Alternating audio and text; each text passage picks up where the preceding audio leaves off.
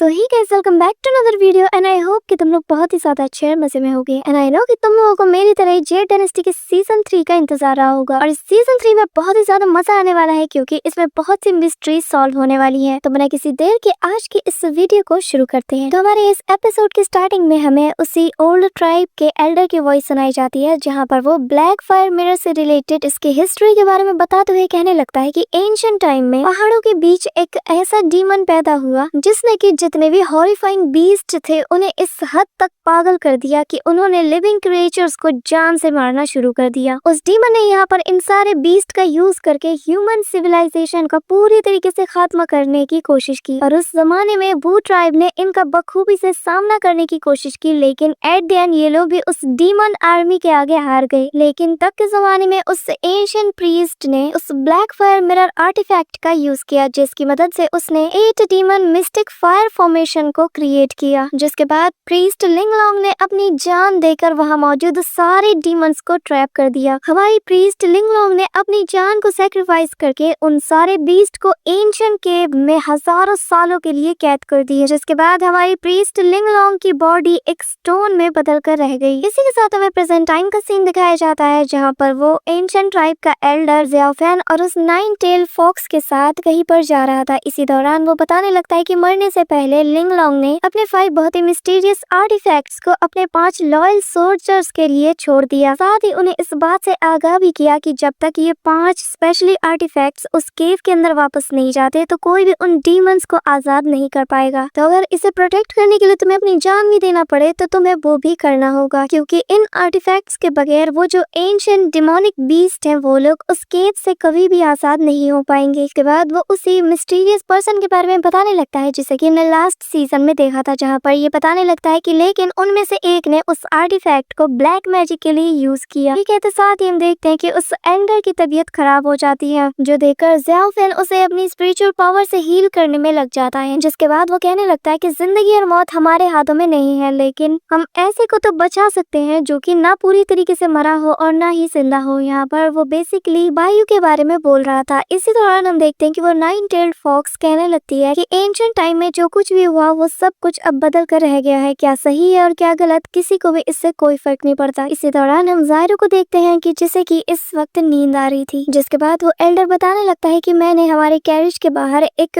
Beast को repel करने वाले स्मोक को फायर कर दिया है, जिस वजह से जो नॉर्मल बीस्ट है वो हमारी तरफ अट्रैक्ट नहीं होंगे और हमारा सफर भी बहुत ही ज्यादा आसान होगा। इसी दौरान सीन शिफ्ट होता है और हमें किंग लोंग को दिखाया जाता है, जहाँ पर उसका सर्वेंट आते साथ ही उसे बताने लगता है मुझे मास्टर ज़्याओफेन से न्यूज मिली है और उनके अकॉर्डिंग वो एक ऐसे एल्डर को ला रहे हैं जो कि शायद मिस वायु को यहाँ पर रिवाइव कर सके। जो सुनते साथ ही हम देखते हैं कि वायु का फादर यानी कि किंग लोंग बहुत ही ज्यादा खुश हो जाता है और वो उससे हैरानी के साथ पूछता है कि क्या तुम सच कह रहे हो, जिस पर उसका सर्वेंट हाँ में जवाब देता है। जिस पर वो उस सर्वेंट को ऑर्डर देता है कि तो फिर हमारे ज्यादा से ज्यादा सैनिकों को उनके पीछे लगा दो, मैं नहीं चाहता कि उन्हें अपने रास्ते में कोई भी मुश्किलें आए। साथ ही वो ये भी कहता है कि उस ग्रेट प्रीस्ट का यहाँ पर वेलकम करने के लिए सारी तैयारियां शुरू कर दूं। जिसके साथ ही वो अपनी बेटी यानी कि वायु को याद करते साथ कहने लगता है कि मेरी बच्ची बस थोड़ा सा इंतजार और। इसी दौरान सीन शिफ्ट होता है और हमें एक बर्फीले वादी का सीन दिखाया जाता है, जहाँ पर की रोजी खड़ी होती है, जहाँ पर एक मोंग आते साथ ही उसे इंफॉर्मेशन देते हुए कहने लगता है कि हमें जिन ट्राइब लोगों से कुछ इंफॉर्मेशन मिली है और उनके अकॉर्डिंग कि उस दिन जब 2 ट्राइब आपस में फाइट कर रहे थे तो यहाँ पर ज़्याओफेन ने उन गांव वालों को बचाने के लिए बहुत से लोगों के खिलाफ अपनी तलवार उठाई। जो सुनते साथ ही रोजी भी शॉक्ड हो जाती है और फिर वो कहने लगती है कि उसने उस दिन जो कुछ भी किया वो उसके कंट्रोल में नहीं था, लेकिन इससे फर्क नहीं पड़ता कि तुम्हारा कंट्रोल था या नहीं, लेकिन तुम्हें हर उस चीज की जिम्मेदारी लेनी ही होगी जो कुछ भी तुम्हारे हाथ से हुआ है। जिसके बाद वो ज़्याओफेन के बारे में सोचते हुए कहने लगते हैं कि तुम कभी नहीं बदले, तुम हमेशा से ही सेम ज़्याओफेन ही रहे हो।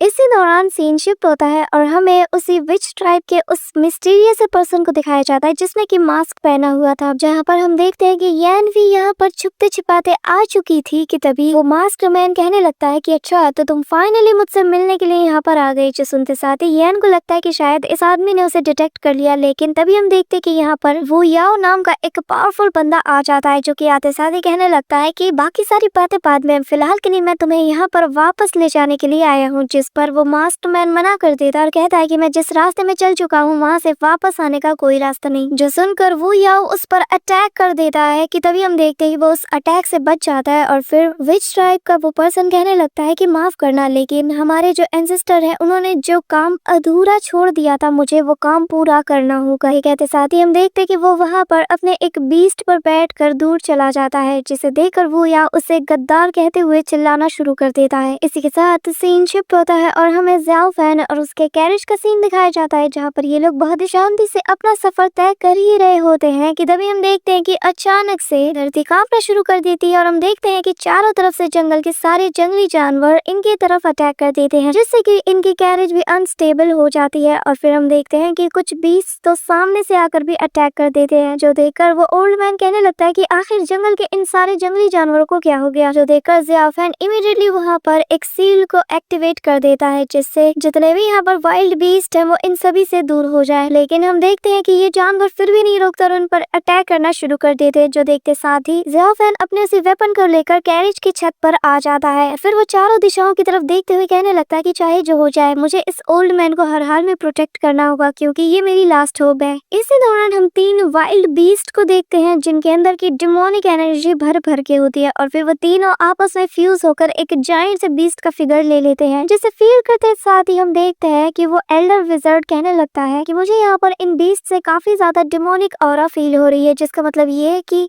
इन डीमंस को कोई यहाँ पर आजाद कर रहा है। इसी दौरान हम ज़ियाओ फैन को देखते हैं, जहाँ पर जैसे ही वो जायंट बीस्ट उस पर अटैक करने वाला होता है हम देखते हैं कि वो उसके दोनों जबड़े आपस में पकड़ लेता है और फिर पकड़ते साथ ही वो उसे 2 टुकड़ों में तोड़ देता है और फिर उस बीस्ट को वहीं पर जान से मार देता है। इसी दौरान सीन शिफ्ट होता है और हमें एक लड़के को दिखाया जाता है जिसके पीछे बहुत से बीस्ट बर्ड्स पड़े हुए होते हैं कि तभी हम देखते हैं कि वहाँ पर एक मॉन्क आकर उसे बचा लेता है। इसी दौरान वहाँ पर रोजी भी आ जाती है और वो आते साथ ही उन बीस्ट बर्ड से फाइट करना शुरू कर देती है, जो देखकर वो बीस्ट बर्ड भी उन पर फायर अटैक करती है, लेकिन रोजी भी अपने स्वॉर्ड स्किल से उन्हें बहुत ही अच्छी टक्कर दे रही थी। इसी के साथ नेक्स्ट सीन में हम देखते हैं कि वो अपने बॉर्डर फ्रीजिंग टेक्निक का यूज करते साथ ही एक बीस्ट बर्ड को वहाँ पर नॉकआउट कर देती है, जिसके साथ ही जो दूसरा बीस्ट बर्ड होता है वो उसके साथ बहुत ही क्लोज फाइट करती है, लेकिन वो बीस्ट बर्ड फिर भी हार नहीं मानता। इसी दौरान हम उसी मॉन्क को देखते हैं जहाँ पर वो उस लड़के को हील कर रहा था कि तभी हमें वापस से रोजी को दिखाया जाता है, जहाँ पर वो सेकंड बीस्ट बर्ड से फाइट करते हुए उसके गले को काट कर रख देती है। इसी दौरान हम देखते हैं कि उस पर एक और बीस्ट बर्ड फायर से अटैक कर देता है, लेकिन यहाँ पर रोजी अपने लास्ट सीजन सीखे हुए उस न्यू टेक्निक की मदद से उस फायर एलिमेंट वाले अटैक को अपनी पावर के साथ कंबाइन करके उसे अपने कंट्रोल में ले लेती है और फिर वो उसे वाटर टॉर्नेडो बना देती है, जिसकी चपेट में बाकी बचे बीस्ट आकर पूरी तरीके से फ्रीज हो जाते हैं और फिर वो उस फ्रीज हुए टॉर्नेडो को पूरी तरीके से डिस्ट्रॉय कर देती है। इसी दौरान सीन शिफ्ट होता है और वापस से ज़ियाओ फैन को दिखाया जाता है, जहाँ पर एक के बाद एक बाकी के डिमोनिक बीस्ट अब अटैक करना शुरू कर देते हैं, जिन्हें हैंडल करते हुए यहाँ पर ज़ियाओ फैन कहने लगता है कि मुझे हर हाल में उस एल्डर विज़र्ड को हमारे माउंटेन पर ले जाना ही होगा। ये कहते साथ ही हम देखते हैं कि वो सारे बीस्ट से फाइट करना शुरू कर देता है। इसी दौरान वो पीछे से काफी मॉन्स्टर को रोकने की कोशिश करता है, लेकिन ये लोग फिर भी उस कैरेज के बहुत ही ज्यादा क्लोज पहुंच जाते हैं। इसी दौरान हम देखते हैं कि हवा से एक और बीस्ट आ जाता है, जो कि पूरी तरीके से एक जायंट से बीस्ट का बस स्केलेटन था और फिर वो आते साथ ही अपने टेंटिकल्स भी निकाल लेता है और उस कैरेज पर अटैक करना शुरू कर देता है। लेकिन हम देखते हैं कि इससे पहले कि वो उस कैरेज को चलाने वाले बंदे पे अटैक करे, यहाँ पर ज़ियाओ फैन उसे अपनी पावर की मदद से रोक लेता है, जहाँ पर हम देखते हैं कि वो अपनी डिमोनिक एनर्जी से वहाँ पर 2 बड़े बड़े जायंट हैंड से उसे रोक लेता है और फिर वो बाकी बचे बीस्ट से फाइट करना शुरू कर देता है। लेकिन यहाँ पर ज़ियाओ फैन पूरी तरीके से अकेला पड़ जाता है, जिस वजह से वो उस 9 टेल फॉक्स से हेल्प मांगता है, जिस साथ ही हम देखते हैं कि वो 9 टेल फॉक्स उस कैरेज से बाहर आ जाती है और फिर ज़ियाओ फैन को देखकर स्माइल करने लगती है, जिसके बाद हम देखते हैं कि यहाँ पर उस कैरेज की हालत बहुत ही ज्यादा खराब हो जाती है। इसी वजह से ज़ियाओ फैन उस एल्डर विज़र्ड को अपने कंधे पे उठाकर वहाँ से जाने लगता है। इसी दौरान हम उसी 9 टेल फॉक्स को देखते हैं, जो कि यहाँ पर सारा मोर्चा संभाल लेती है और जैसे ही वहाँ पर वो फ्लाइंग बीस्ट और वो टेंटिकल वाला बीस्ट इन सभी पर अटैक करने वाला होता है कि तभी 9 टेल फॉक्स अपनी पावर का यूज करके सभी को अपने कंट्रोल में ले लेती है और वो जो फ्लाइंग टेंटिकल बीस्ट था वो उसके हार्ट को पकड़कर उसे वहीं पर क्रश करके उसे जान से मार देती है। इसी दौरान हम ज़ियाफेन को देखते हैं जहाँ पर कि वो एल्डर विज़र्ड को लेकर आगे बढ़ रहा होता है। साथ ही उसके रास्ते में जितने भी बीस्ट आते हैं वो उन्हें भी काटता हुआ चला जाता है। लेकिन तभी जैसे वो अपनी नजर ऊपर की तरफ दौड़ाता है हमें दिखाई जाता है कि वहाँ पर बहुत से तादाद में बीस्ट इनकी तरफ ही आगे बढ़ रहे होते हैं, जो देखकर ज़ियाफेन इमीडिएटली उस एल्डर विज़र्ड को अपने कंधे से उतार लेता है और फिर एक फॉर्मेशन में उसे कैद करते हुए कहने लगता है कि सीनियर, मैं आपके साथ इतना रूड बिहेव कर रहा हूँ, इसके लिए मुझे माफ कीजिएगा। और फिर वो उस एल्डर को वहाँ पर उस फॉर्मेशन में कैद करते साथ ही हवा में उसकी बॉडी को उछाल देता है, जिसके बाद हम देखते हैं कि वो अपने उसी स्टिक से रास्ते में आने वाले सारे बीस्ट को बहुत ही इजीली डिस्ट्रॉय करता हुआ चला जाता है। इसी दौरान हम देखते हैं कि वहाँ पर एक बीस्ट बर्ड तेजी से यहाँ पर उस एल्डर विज़र्ड पर लगे फॉर्मेशन पर अटैक करने के लिए आगे बढ़ता है। लेकिन ये देखते साथ ही हम देखते हैं कि जैसे ही ज़ियाफेन उस बीस्ट बर्ड की तरफ देखता है वो इमीडिएटली सब कुछ छोड़ छाड़ के अपने उसी स्टिक को उसकी तरफ थ्रो कर देता है, जिससे जैसे ही वो बीस्ट बर्ड टकराता है हम देखते हैं कि वो बहुत दूर तक छिटक जाता है। इसी दौरान वो दोबारा से ज़ियाफेन और उस ओल्ड मैन पर अटैक करने के लिए आगे बढ़ता है, लेकिन ज़ियाफेन यहाँ पर सभी को अपने उसी स्टिक से मार मार कर दूर भगा रहा होता है। इसी दौरान हम देखते हैं कि वो नाइन टेल फॉक्स भी अपनी पावर का यूज करके वहाँ पर एक स्केलेटन मॉन्स्टर को अपने काबू में कर लेती है, जिसके बाद वो उसे कंट्रोल करना शुरू कर देती है कि वापस से हमें ज़ियाफेन को दिखाया जाता है जहाँ पर वो अपनी थंडर फॉर्मेशन का यूज करते साथ ही बहुत ही स्पीड से वहाँ पर आने वाले सारे बीस्ट को मार रहा होता है। वो अपने रास्ते में आने वाले किसी को भी नहीं छोड़ता और एक एक करके सभी को जान से मारकर अपने रास्ते को क्लियर कर रहा होता है। इसी दौरान हम देखते हैं कि आसमान से एक बहुत ही बड़ा मीटियोर जैसा अटैक इन सभी की तरफ तेजी से बढ़ रहा होता है। वही दूसरी तरफ हम उस स्केलेटन बीस्ट को भी देखते हैं जो कि फुल्ली उस नाइन टेल फॉक्स के कंट्रोल में आ चुका था, इवन कि उसके आइज का कलर भी चेंज हो जाता है। और फिर हम देखते हैं उस मीटियोर को देखकर वो बीस्ट भी थोड़ी देर के लिए हैरान हो जाता है। वहीं दूसरी तरफ हम ज़ियाफेन को देखते हैं जहाँ पर वो अपने डिमोनिक पावर का यूज करते साथ ही उस स्टिक को वो पूरी तरीके से जमीन के अंदर गाड़ देता है और फिर अपनी डिमोनिक पावर का यूज करते साथ ही वो उसके अंदर से सारी एनर्जी को रिलीज करना शुरू कर देता है। इसी दौरान बाकी मौजूद बीस्ट भी उसकी तरफ पागलों की तरह दौड़ते हुए आ रहे थे, लेकिन तभी हम देखते हैं कि उसका वो डिमोनिक स्टिक एक्टिवेट होते साथ ही वहाँ पर वो स्टिक अपनी पावर की मदद से जमीन को फाड़ते हुए बहुत ही शार्प ऑब्जेक्ट्स को बाहर निकालता है, जिससे हम देखते हैं कि वहाँ पर जितने भी वाइल्ड और डिमोनिक बीस्ट थे वो एक ही झटके में मारे जाते हैं। इसी दौरान हमें दिखाया जाता है कि जैसे ही वो मीटियोर जैसी चीज इन लोगों की तरफ तेजी से आगे बढ़ रही होती है और वहाँ के पहाड़ टूटकर गिर रहे होते हैं, जो देखते साथ ही ज़ियाफेन सीधा हवा में जंप करता है और जंप करते साथ ही एक के बाद एक चट्टानों पे पैर रखते हुए उस ओल्ड मैन तक पहुंच जाता है, जिसके बाद वो उसे जमीन में गिरने से पहले ही कैच कर लेता है और फिर तेजी से उस जगह से बाहर निकल जाता है।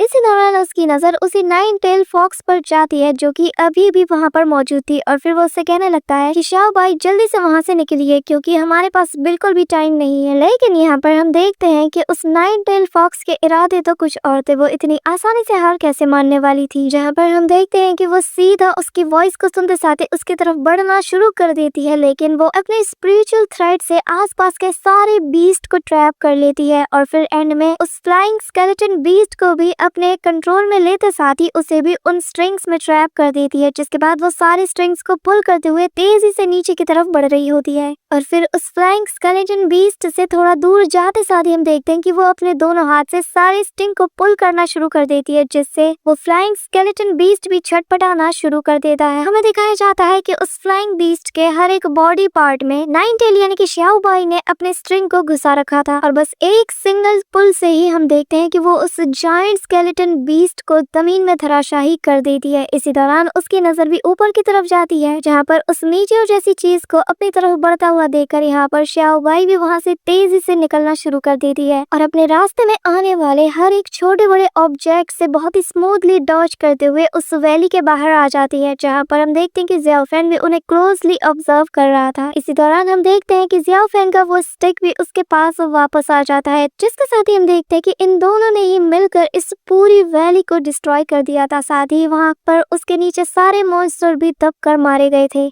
इसी के साथ सीन शिफ्ट होता है, हमें रात का सीन दिखाया जाता है जहाँ पर हम एक केव को देखते हैं जिसके अंदर की वो मॉन्क और वो लड़का बैठा होता है, जहाँ पर उस लड़के की सारी बातचीत सुनने के बाद वो मॉन्क उससे हैरानी के साथ पूछने लगता है कि तुम्हारे अकॉर्डिंग तुम ये कहना चाहते हो कि असल में जिन बीस्ट से आज हमने सामना किया वो पहले एक आम जीव जंतु हुआ करते थे, है ना? जिस पर वो बंदा उससे हाँ में जवाब देता है कि तभी यहाँ पर रोजी भी आ जाती है और वो भी इनकी सारी बातें सुन रही होती है, जिसके बाद वो उस मॉन्क से कहती है कि ये कितना ज्यादा आश्चर्यजनक है कि साधारण से दिखने वाले जीव जंतु एक ही रात में इस हद तक ट्रांसफॉर्म हो गए हैं और मुझे डर है कि अगर 10,000 ग्रेट माउंटेन के सारे जीव जंतु इनके जैसे ही डिमोनिक ऑरा की चपेट में आने की वजह से इस हद तक ट्रांसफॉर्म हो गए हैं तो मुझे डर है कि शायद हम एक बहुत बड़ी जंग के करीब हैं। जो कहते साथ ही वो उस लड़के के करीब जाकर बैठ जाती है और उससे कहने लगती है कि इस वक्त साउथर्न बॉर्डर बहुत ही ज्यादा चाउस में घिरा हुआ है, लेकिन मुझे यकीन है कि जो जिन क्लैन का केव है वहाँ पर जो उनका एंशिएंट प्रीस्ट है वो अभी भी उसे प्रोटेक्ट कर रहा होगा और मेरे ख्याल से जब तक हालात थोड़े बेहतर नहीं हो जाते तुम्हें उन्हीं के पास जाकर रहना चाहिए, क्योंकि जिस माउंटेन से तुम बिलोंग करते हो अब वो घर नहीं रहा। जिस पर हम देखते हैं कि वो लड़का भी मान जाता है और फिर वो वहाँ से निकल जाता है कि तभी यहाँ पर वो रोजी से कहने लगता है कि हमें भी यहाँ पर आज जो कुछ भी हुआ इसके बारे में सेक्ट को रिपोर्ट करना होगा और अगर सच में 10,000 ग्रेट माउंटेन में कुछ हुआ है तो हमें इसके लिए जल्द से जल्द प्रिपेयर होना होगा, क्योंकि हमने पहले ही अपने बहुत से साथियों को जंग के दौरान खो दिया है। जिस पर रोजी भी हाँ में जवाब देती है और फिर वो लोग वहाँ मौजूद उस आग को बुझाकर अपने सफर की शुरुआत कर देते हैं। इसी दौरान सीन शिफ्ट होता है और हमें द ग्रेट 10,000 माउंटेन के अंदर का सीन दिखाया जाता है, जहाँ पर उन माउंटेन की गहराइयों में बहुत से बीस्ट के बॉडी पार्ट्स पड़े हुए थे जिन्हें की नॉर्मल बीस्ट जैसे ही खाते हैं तो उनके अंदर भी वही डिमोनिक एनर्जी आ जाती है। इसी दौरान जैसे ही अमावस्या की रात आ जाती है हम देखते हैं कि वहाँ पर वही विच ट्राइब का वो मास्टर मैन यहाँ पर कोई रिचुअल को परफॉर्म करना शुरू कर देता है, जहाँ पर वो अपने एंसेस्टर और जितने भी ब्लैक मैजिक को यूज करने वाले होते हैं उन सभी का नाम लेना शुरू कर देता है, जिससे हम देखते हैं कि आसपास की सारी चीजें डिमोनिक ऑरा से फिल्ड हो जाती है और वहाँ पर जितने भी स्केलेटन होते हैं उनकी आइज ग्लो करना शुरू कर देती है। इसी के साथ हमें यहाँ पर पता चलता है कि असल में यहाँ पर वो उन्हीं केव को ओपन करने की कोशिश कर रहा है जिनके अंदर की डिमोनिक बीस्ट कैद है। न सिर्फ उस केव को बल्कि यहाँ पर जैसा कि मैं लास्ट सीजन में देखा था कि उसने एक एंशिएंट ट्राइब के लड़के की मदद से उस एल्डर से उस आर्टिफैक्ट को चुरा लिया था, जिसकी मदद से वो यहाँ पर आज किसी को जिंदा करने वाला है। इसी दौरान हम देखते हैं कि वो ऊंचाई से उस फॉर्मेशन के अंदर जंप करता है और एक के बाद एक सारे स्पेल्स को कास्ट करना शुरू कर देता है, जिससे वहाँ पर 5 पिलर बन जाते हैं और फिर दोबारा से वो उन्हीं ब्लैक मैजिक करने वाले स्पेल्स को कास्ट करना शुरू कर देता है, जिससे उन 5 पिलर से बहुत ही डिमोनिक ऑरा निकलना शुरू कर देता है जो कि एक सेंटर में गैदर हो रही थी। इसी दौरान हम रिंग जैसे दिखने वाले उस आर्टिफैक्ट को भी देखते हैं जिसे कि लास्ट सीजन में इसने उस एल्डर से चुरा लिया था। साथ ही हम बाकी के भी आर्टिफैक्ट्स को देखते हैं जिन्हें कि उसने उन पिलर्स के ऊपर रखा हुआ था और जो कि बहुत ही ज्यादा रेयर है। अभी यहाँ पर मैं तुम्हें एक बात बता दूं कि ये वही 5 आर्टिफैक्ट्स है जिन्हें कि एंशिएंट प्रीस्ट लिंगलोंग ने अपने 5 लॉयल डिसाइपल्स में डिस्ट्रीब्यूट कर दिया था ताकि कोई भी इनकी मदद से एंशिएंट केव को ओपन ना कर सके, जिसके अंदर की सारे बीस्ट को उसने कैद करके रखा था। और जैसे कि हमने लास्ट सीजन में देखा था कि वो आखिरी बचा आर्टिफैक्ट भी इस विचक्राफ्ट यूजर के हाथ लग जाता है। इसी के साथ हम देखते हैं कि जैसे ही उन 5 आर्टिफैक्ट्स की पावर एक साथ गैदर होती है तो वहाँ पर एक फॉर्मेशन ग्लो हो जाता है और फिर ये बंदा यहाँ पर एक स्पेल को कहते साथ ही कहने लगता है, हजारों साल पहले तुम्हें हमारे मास्टर ने यहाँ पर कैद किया था, इसी वजह से मैं आज उनके इन 5 आर्टिफैक्ट्स की मदद से तुम सभी बीस्ट को वापस से इस दुनिया में बुला रहा हूँ। जिसके बाद हम देखते हैं कि उस रेड कलर के फॉर्मेशन से एक रे ऑफ लाइट निकलती है जो कि सीधा आसमानों में जा टकराती है और जिससे आसपास की चीजें डिस्ट्रॉय होती है और फिर वो विचक्राफ्ट यूजर पर अपने स्पेल को आगे कास्ट करते हुए कहने लगता है कि आज से तुम्हारा लॉर्ड मैं हुआ और मैं तुम सभी को यहाँ पर वापस आने के लिए ऑर्डर देता हूँ। जिससे हम देखते हैं कि आसपास की जमीन फटना शुरू हो जाती है और उस फॉर्मेशन के अंदर से बहुत ही डिमोनिक ऑरा निकल रहा होता है।